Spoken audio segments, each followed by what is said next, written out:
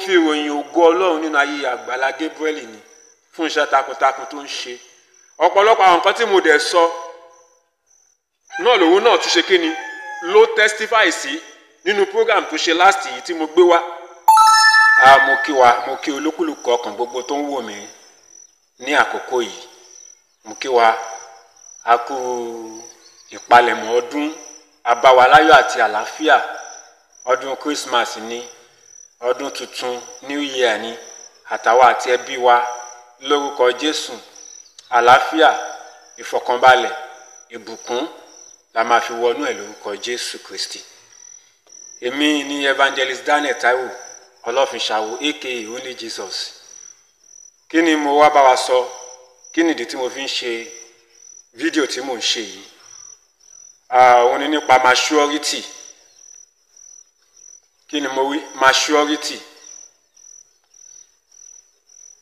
Maturity ó jẹ́ pàtàkì, ó jẹ́ kókó nínú gbogbo tí a bá ń ṣe láyé yìí.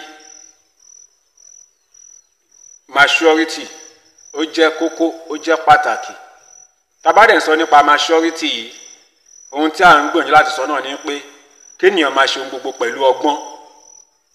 Kí a rí ọgbọ́n nínú ìwà àti ìṣe ìsọ̀rọ̀ sí ènìyàn. Èèyàn dàgbà, òun kọ́ ni maturity o. Ìhùwàsí ènìyàn, ìṣesí ènìyàn tó bá mú ọgbọ́n lọ́wọ́, tó ní ọgbọ́n nínú, ó lè jẹ́ ọmọdé, ìyẹn là ń pè ní maturity. But ìhùwàsí ènìyàn, ìṣesí ènìyàn, ìsọ̀rọ̀ sí ènìyàn tí ò bá ti ní ọgbọ́n nínú, bẹ́ẹ̀ ni yẹn tilẹ̀ ti dàgbà kó ní ewu lórí, kò wà mature.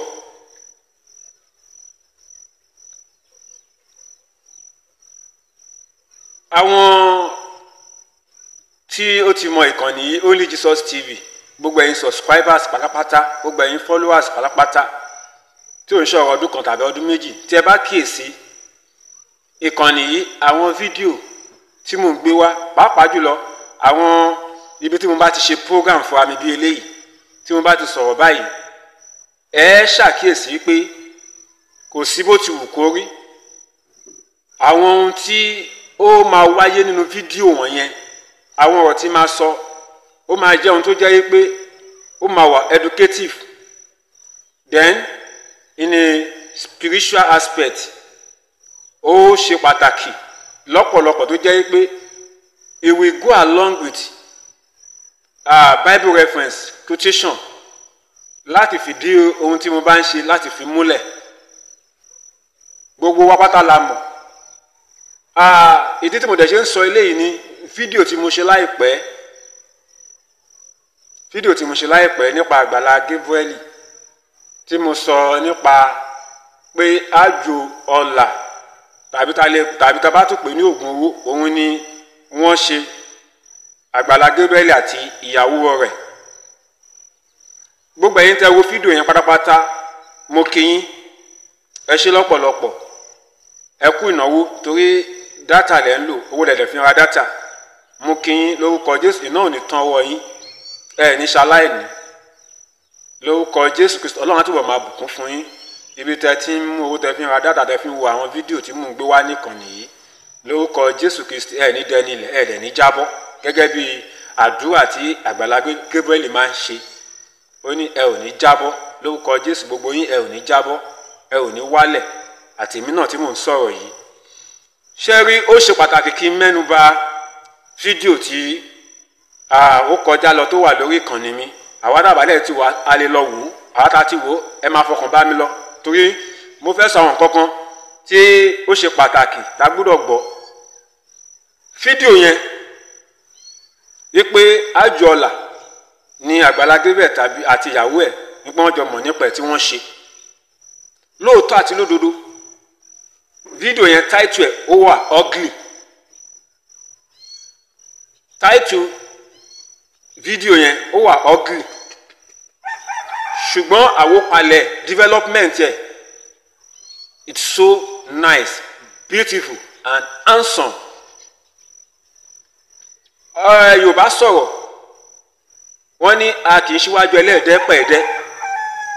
Yorùbá ló wí bẹ́ẹ̀, a kì í síwájú ẹlẹ́ẹ̀dẹ́ pẹ̀ẹ́dẹ́. Bóyá ẹgbẹ̀ẹ́dọ́gbọ̀n ló fẹ́ wí, bóyá ẹgbẹ̀ẹ́dógún ló fẹ́ sọ, ẹ ò mọ̀. Fídíò yìí kì í ṣe táìtù nìkan ló yẹ kẹ́ ò, tàbí kì í ṣe pé ẹ ní láti wò díẹ̀, ẹ ní láti wò parí ni. Fídíò tí mò ń sọ ń pẹ́ yìí, fídíò yìí ọ̀pọ̀lọpọ̀ wa ti wò torí viewers ti fídíò yìí ní, so mo mọ̀ pé kò ṣàjèjì sí wa. According to the viewers tó ní, kò ṣàjèjì sí wa. Àwọn àbádẹ́ tí wò ayé lọ padà lọ wò. Tọ́pìkì fídíò yẹn lóòótọ́ ó wà ugly, ó mú kí ọ̀pọ̀lọpọ̀ wà upset,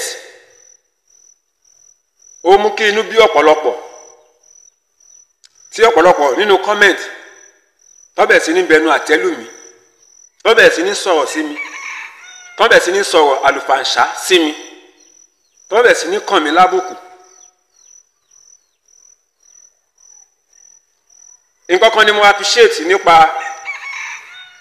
ìhùwàsí yín lórí fídíò yìí sí mi, reaction yín sí mi lórí fídíò yìí.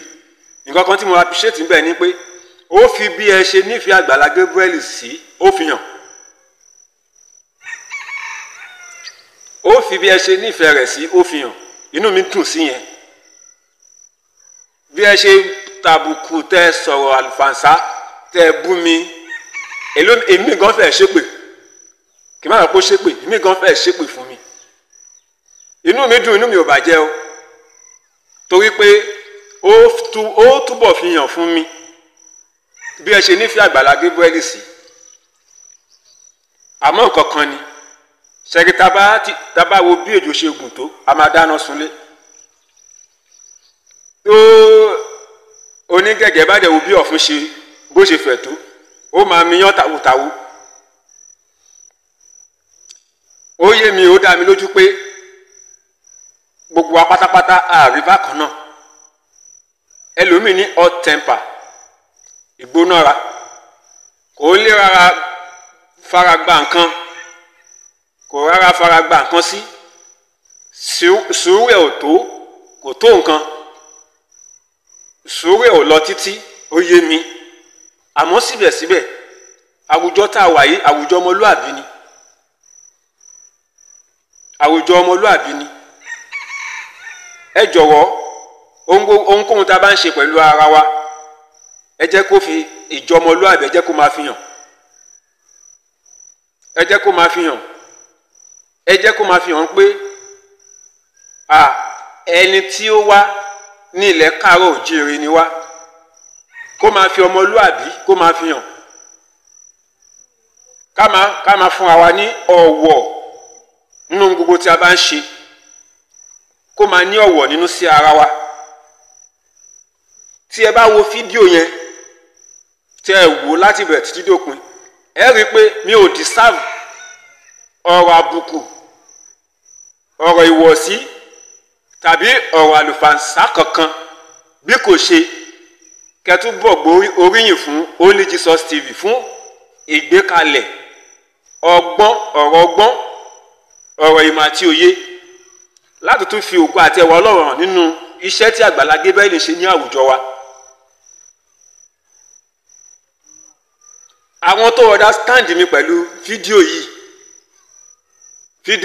àwọn tó understand mi pẹ̀lú ẹ̀ tí wọ́n wò, mo rí kọ́mẹ̀ntì wọn. Ẹlòmíì tilẹ̀ sọ mí ní dárúkọ, ẹlòmíì tilẹ̀ sọ wípé Only Jesus TV is one of great supporter of Agbala Gabriel. Wípé ṣùgbọ́n kò kàn wáyé òun bó ṣe wá lo táìtù yìí ni, bóyá nítorí clickbait. Ẹni yẹn kù làákàyè. Tẹ́ bá lọ sínú fídíò yẹn lọ wọ àwọn comment tó wà ńbẹ̀, ẹ máa rí àwọn tó bú mi. Mi ì delete ẹ̀, mi ò remove ẹ̀, mo filẹ̀ síbẹ̀. Mo dẹ̀ rí àwọn kan tó jẹ́ pé wọ́n padà realize mistake wọn pé kò yẹ káwọn bú Only Jesus TV, ó yẹ káwọn yìn ni. Ẹni yẹn padà apologize. Mi ò ní dárúkọ ẹni tọ̀hún náà bákan náà. Ó padà apologize wípé táìtù yẹn òun ló jẹ́ káwọn wà upset, ló bí àwọn nínú. Ṣùgbọ́n àwọn àwòpalẹ̀ àwọn ọ̀rọ̀ tó wáyé nínú fídíò yìí lábẹ́ táìtù yìí mo rí pé kò ń ṣe ẹni tó yẹ kí n kàn lábùkù. Nítorí náà fídíò yìí tí mo fi hàn yìí tí mo gba èébú lé lórí, fídíò yìí tí mo fi hàn yìí tí mo gba èébú lé lórí, tí ọ̀pọ̀lọpọ̀ kàn mí lábùkù lé lórí, àbùkù kọ́ ló yẹ kí n gbà, èébú kọ́ ló yẹ kí n gbà, iyì ló yẹ kí n gbà lórí fídíò yìí. Torí pé kò sí ọ̀nà kan tó gbà tàbùkù Agbala Gabriel bí kò ṣe pé ó tún fi ògo fún Ọlọ́run nínú ayé Agbala Gabriel pẹ̀lú iṣẹ́ tó ń ṣe ní àwùjọ wa ni. Tí n bá sọ wípé àjò ọ̀la, tí n bá ń sọ wípé ogun owó, ohun tèmi ń gbìyànjú láti sọ kò sọ wípé awọnú májẹ̀mú òkùnkùn lọ láti di olówó tàbí láti di ọlọ́lá. Ohun tí mò ń gbìyànjú láti sọ, mi ò sọ wípé a lọ bá èṣù múlẹ̀. Tẹ́ bá wo fídíò yẹn dáadáa, tẹ́ bá wọ́n ní lòwe là ń lùlù àgídìgbò, ọlọ́gbọ́n ló ń jo, àwọn ọmọ ló mọ̀. Tẹ́ bá lọ wo fídíò yẹn dáadáa, ẹ rí i pé ṣé rí nǹkan kan fẹ́ kẹ́ mọ̀ nípa Eni Jesus TV. Ó ní ṣe pẹ̀lú àwọn tó bá wà matured, àwọn tó wà matured. Kò ní ṣe àwọn tó wà matured nìkan, àwọn tó tún jẹ́ ẹni ẹ̀mí. Torí ìkànnì yìí nǹkan ẹ̀mí là ń dì pẹ̀lú, nǹkan ẹ̀mí là ń dì pẹ̀lú. Kò sí bí mo ṣe máa ṣe program fúnra mi tí máa sọ̀rọ̀ fúnra mi, máa mú yín lọ sínú ọ̀rọ̀ Ọlọ́run,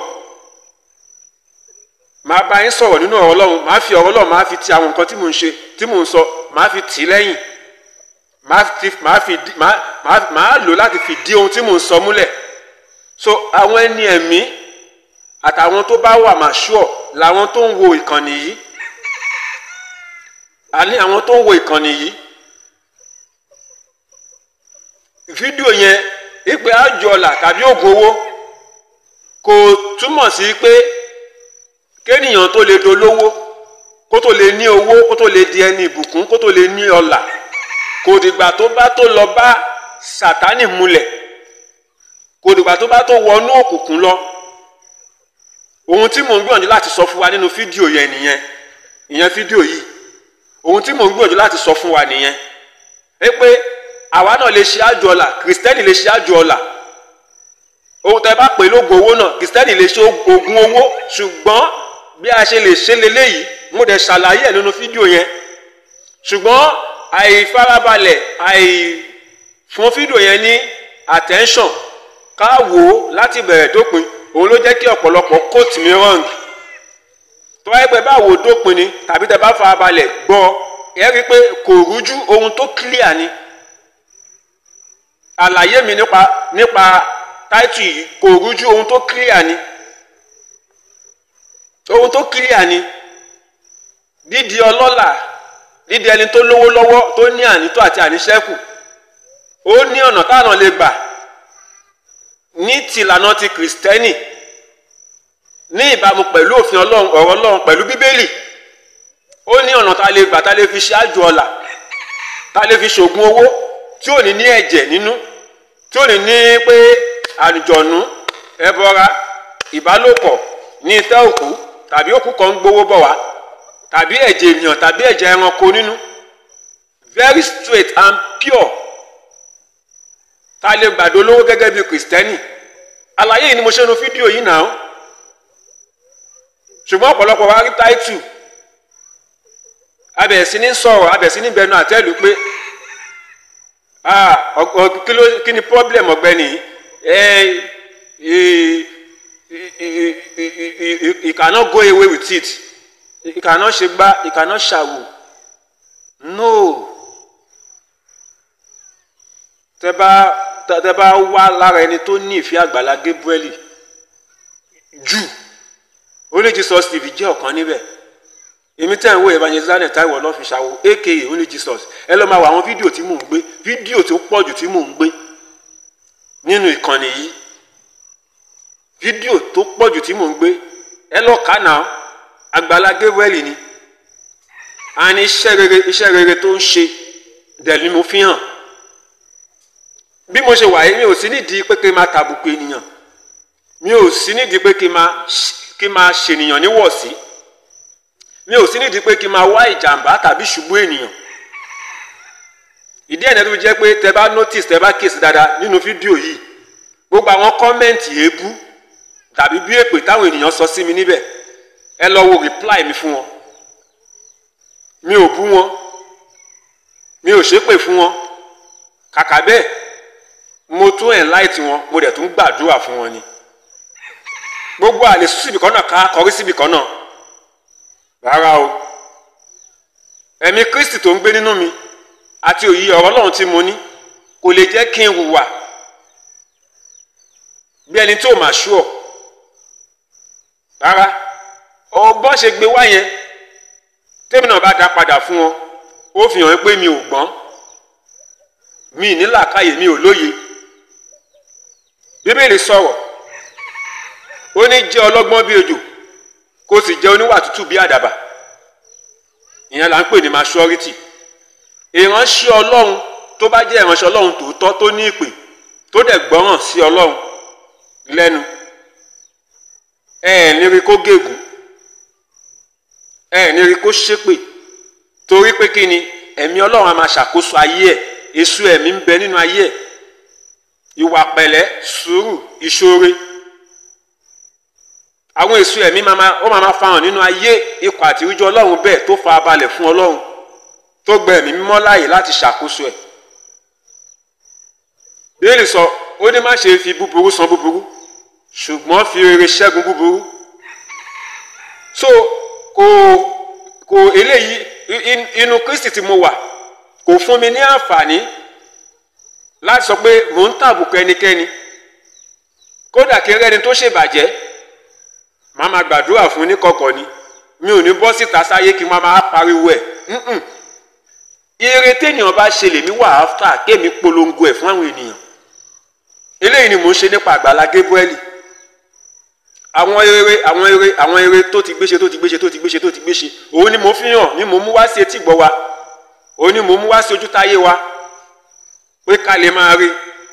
nígbà láwùjọ wa a ní àwọn ènìyàn tó jẹ́ àkàndá tí Ọlọ́run dá, tó dẹ̀ mú ìfẹ́, ètò àti ìpinnu Ọlọ́run ṣẹ lórí ilẹ̀ alààyè tí Ọlọ́run dá wọn sí.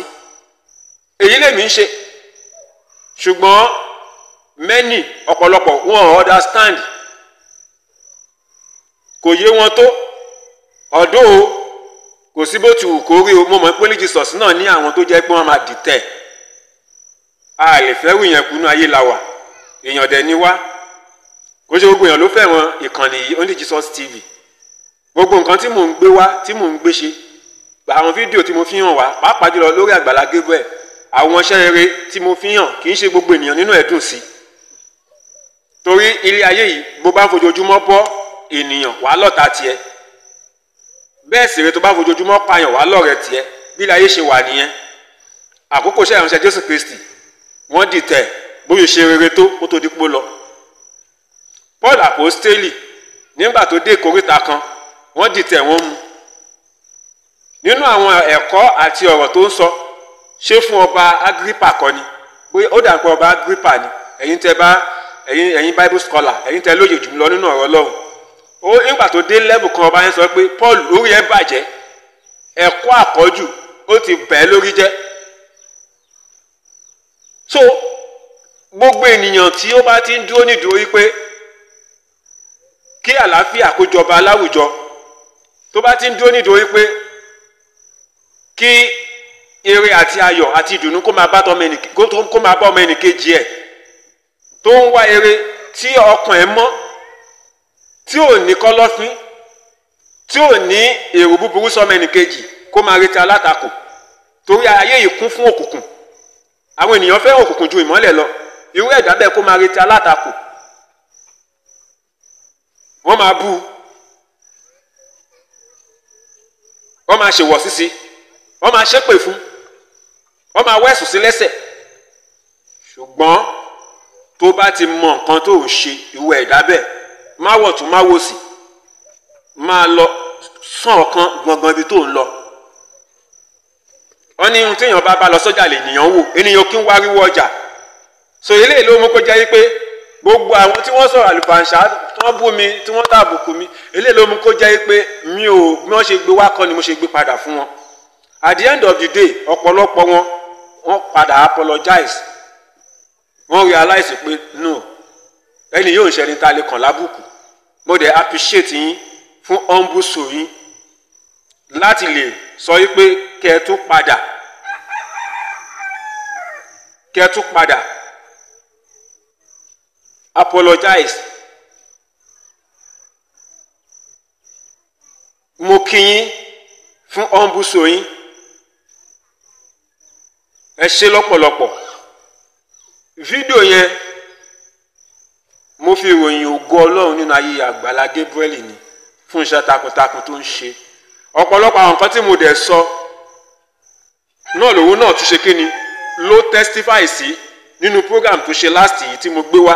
Ẹ wo ohun tó sọ, ẹ wo ohun tèmi sọ. And that is why tó bá wo bí wo Yorùbá ti parí ẹ̀ wọ́n ní òkè lọ́wọ́ afúnni máa ń gbé òkè nísà.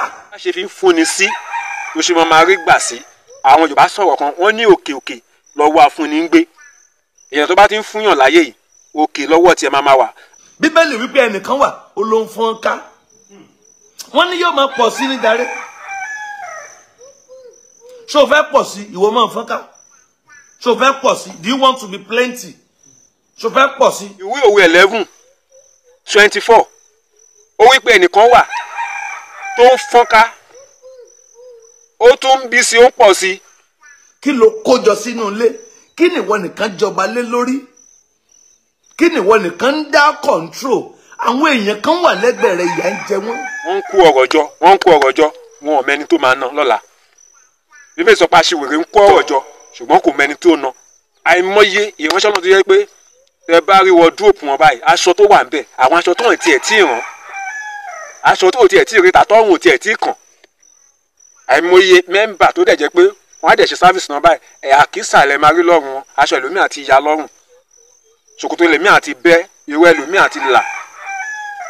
Wọn ẹ̀fà sọ pé ẹ gba aṣọ yìí ẹ lọ wọ̀ ẹ lọ rán.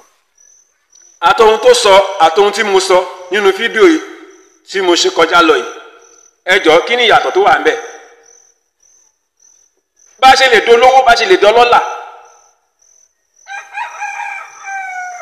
bá ṣe lè ṣe oògùn ọlà àjò ọlà, bá ṣe lè ṣe oògùn owó gẹ́gẹ́ bí Kìrìsìtẹ́nì. Mo jẹ́ kó di mọ̀ fún wa wípé àwa náà ní ọ̀nà ìgbékalẹ̀ nínú Bíbélì, ọ̀nà tá a lè gbà, ọ̀nà tá a lè tọ̀.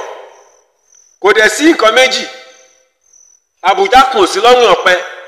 Àjò ọlà Kìrìsìtẹ́nì, oògùn owó Kìrìsìtẹ́nì, òun ni Luke 6:38. Luke orí kẹfà ẹsẹ̀ kejìdínlógójì.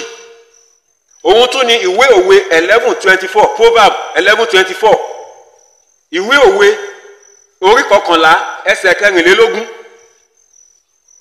Tó bá tún lọ sínú ìwé Matthew 5:7. Oògùn owó Kìrìsìtẹ́nì nìyẹn, àjò ọlà Kìrìsìtẹ́nì nìyẹn. Kò sẹ́ni tó tẹ̀lé àwọn kọ́kọ́rọ́ tí mo dárúkọ yìí tí ò ní dolówó tó ní dọlọ́là. Ó máa rí jẹ, ó máa rí mu, ó máa ní ànító àti àníṣẹ́kù. Torí má jẹ̀mú ni. Eléyìí ló lè ọ̀nà tó lè gbà ní láti dolówó láti dọlọ́là láì sọ wípé òun ní ìtàjẹ̀sílẹ̀ nínú ìtàjẹ̀sílẹ̀ ènìyàn tàbí ti ẹranko. Láì ní ṣe pẹ̀lú pé ó lọ sí ìtẹ́ òkú, ó ní ìbáṣepọ̀ pẹ̀lú òkú. Àjò owó tá a lè ṣe nìyẹn. Ṣùgbọ́n ó nira fún ọ̀pọ̀lọpọ̀ láti tẹ̀lé ìlànà yìí, láti gbé ìgbésẹ̀ yìí, láti lo kọ́kọ́rọ́ yìí. Wọ́n ṣe lọ ń gba ọ̀nà ẹ̀bùrú, ọ̀nà òkùnkùn, lọ́mọ ẹni máa jẹ̀mú pẹ̀lú òkùnkùn. So dídolówó Agbala Gabriel, dídọlọ́wọ́ Agbala Gabriel, ìlànà tó tọ̀ léléyìí. Kọ́kọ́rọ́ yẹn ló lò, májẹ̀mú tó wà nínú kọ́kọ́rọ́ yẹn òun ló ń ṣiṣẹ́ fún Agbala Gabriel. That is Luke 6:38. Ìwé Òwe 11:24. Matthew 5:7. Àwọn kọ́kọ́rọ́ yìí ló ń ṣiṣẹ́ fún Agbala Gabriel àti ìdílé àti iṣẹ́ ìránṣẹ́. Òun ni oògùn owó, òun ni àjò ọlà tí mo ní ó ṣe. So ẹ jẹ́ kí òye kó yé wa, maturity ni àwọn maturity people ní ìkànnì yìí wà fún. Àwọn ẹni ẹ̀mí ní ìkànnì yìí wà fún. ẹ̀yin tẹ̀dẹ̀ ti wo fídíò yẹn tẹ́ gbọ́ mi lágbọ́yé mo kí yín ẹ ṣe ẹ kú ọgbọ́n ẹ kú làákàyè ẹ̀yin tẹ̀dẹ̀ wo fídíò yẹn náà tẹ́ gbọ́ mi lágbọ́yé tó yẹ pé ẹ bú mi ni mo kí yín bákan náà ó tún jẹ́ kí n túbọ̀ mọ̀ bẹ́ ṣe nífẹ̀ẹ́ Agbala Gabriel sí ni mi ò bínú sí yín Agbala Gabriel ẹni yìí ẹni ọ̀wọ̀ ni láwùjọ ẹni tá à ń pọ́nlé tá à ń yẹ́ sí ni láwùjọ àwọn iṣẹ́ tó ṣe iṣẹ́ má ní gbàgbé ló ṣe ní orílẹ̀-èdè wa Nàìjíríà yìí iṣẹ́ tí àwọn ọmọdọ́mọ ẹnìkankan máa rántí sí ni òun ni iṣẹ́ tí Agbala Gabriel ṣe láwùjọ wa iṣẹ́ tó láàmì tó làkà iṣẹ́ tó dá láwùjọ ló tọwọ́ Agbala Gabriel wáyé iṣẹ́ tó jẹ́ wípé ọmọdé àtàgbàlagbà máa dunnú sí wọn máa súre fún títí ọjọ́ ayé ọkùnrin àti obìnrin máa súre fún títí ọjọ́ ayé onílé àti àlejò máa súre fún títí ọjọ́ ayé òun níṣẹ́ tó ṣe so kí ni mo wá máa rí nídìí pé kí n máa wá bàjẹ́ kí ni mo fẹ́ gbà níbẹ̀ èmi ò bá Agbala Gabriel jẹ́ o kàkà bẹ́ẹ̀ mo túbọ̀ ń gbàdúrà fún mo tún súre fún ni mo ń gbàdúrà fún mo tún súre fún ni èèyàn tí ò tiẹ̀ ṣe dáadáa tó Agbala Gabriel mi ò bá jẹ́ ká tó wá sọ pé Agbala Gabriel tọ́lọ̀ ń lò ní àkókò wa yìí láti máa tún tonílé tàlejò ṣe láti máa bá ẹni wọn pàdé ni mi ò wá ní súre fún ni wá ní sọ̀rọ̀ dáadáa nípẹ̀ ni mi ò wá ní sọ̀rọ̀ ẹ̀ ní rere rárá o iṣẹ́ owó oníkálukú ń tọ̀ lẹ́yìn iṣẹ́ owó oníkálukú dẹ̀ máa ṣèdájú ẹ̀ iṣẹ́ ọwọ́ mi kọ́lọ̀ ń jẹ́ kí n jèrè ẹ̀ iṣẹ́ owó ẹ̀ kọ́lọ̀ ń jẹ́ kó jèrè ẹ̀ ṣáṣe ni ló lè ṣàmì àdúrà yẹn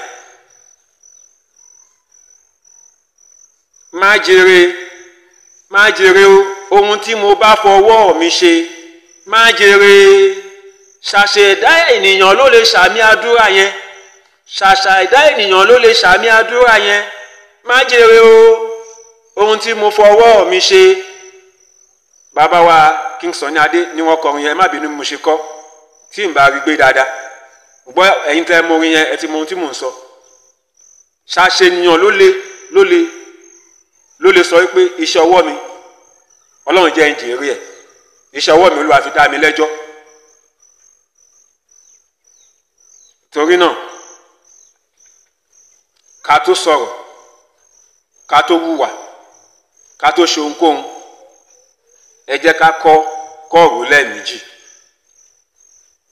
ẹ jẹ́ ká kọ́kọ́ wá kúlẹ̀kúlẹ̀ kó má ṣe pé nígbẹ̀yìngbẹ̀yìn a wà padà máa wá dá ara wa lẹ́bi pé kí ló dé tí mo ṣe léyìí fún kí ló dé tí mo hùwà báyìí fídíò yìí táìtù ẹ̀ lé ọ́gìrì lóòótọ́ ẹ má bínú fún táìtù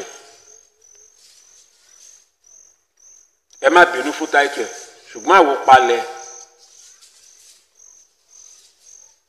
gbogbo ẹ̀yin tẹ́ bá ti wò àtẹ̀yin tí ẹ ti wò ẹ lọ wò kẹ́ wò láti bẹ̀rẹ̀ dópin ẹ rí wípé orílẹ̀ Jesus TV ó gbìyànjú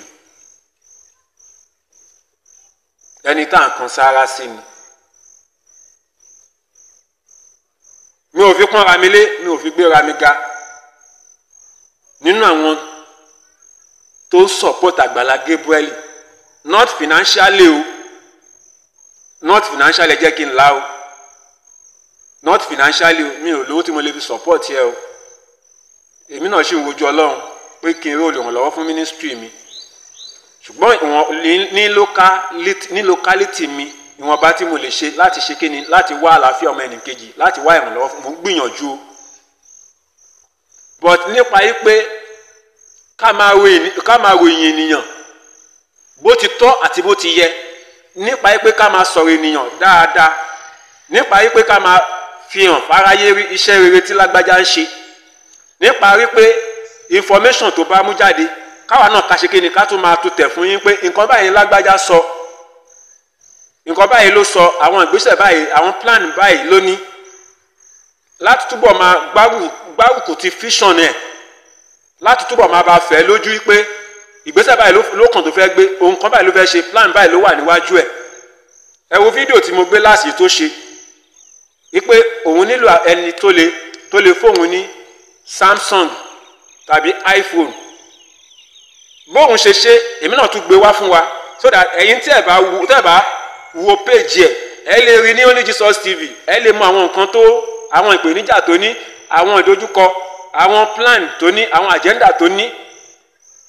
so that gbogbo ẹ̀yin olólùfẹ́, gbogbo ẹ̀yin fans ẹ̀, gbogbo ẹ̀yin tí ẹ̀ ń wá ìtẹ̀síwájú Agbala Gabriel, ẹ lè mọ next thing, ẹ lè mọ nǹkan tó kàn, ẹ lè mọ arrangement yín fún kí lẹ́yìn náà fẹ́ ṣe láti support vision ẹ̀. So ìdí tí Only Jesus tó fi jẹ́ supporter, one of the great supporter of Agbala Gabriel nìyí.